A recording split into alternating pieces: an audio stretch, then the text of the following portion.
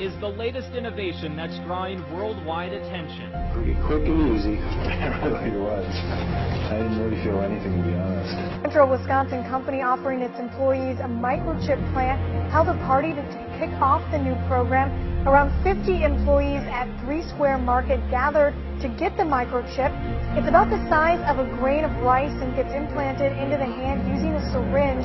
Participating employees will be able to use it to open doors, log onto their computers, and pay for snacks in the break room. We came across this and saw it being used in other societies. We said, why not us? Why not us? That's the attitude here at 3 Square Market in River Falls.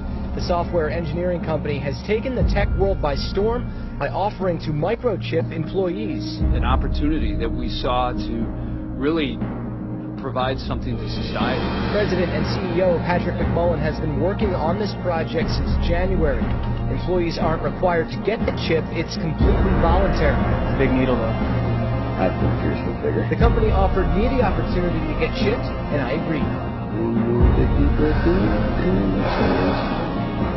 Not too bad, huh?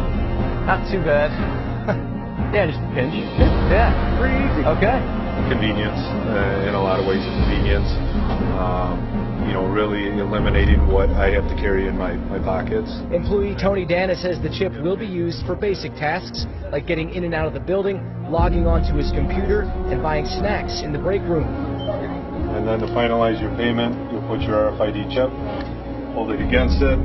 Now my unique card that's identified with the RFID chip is asking if I'd like to put the $6 on my chip.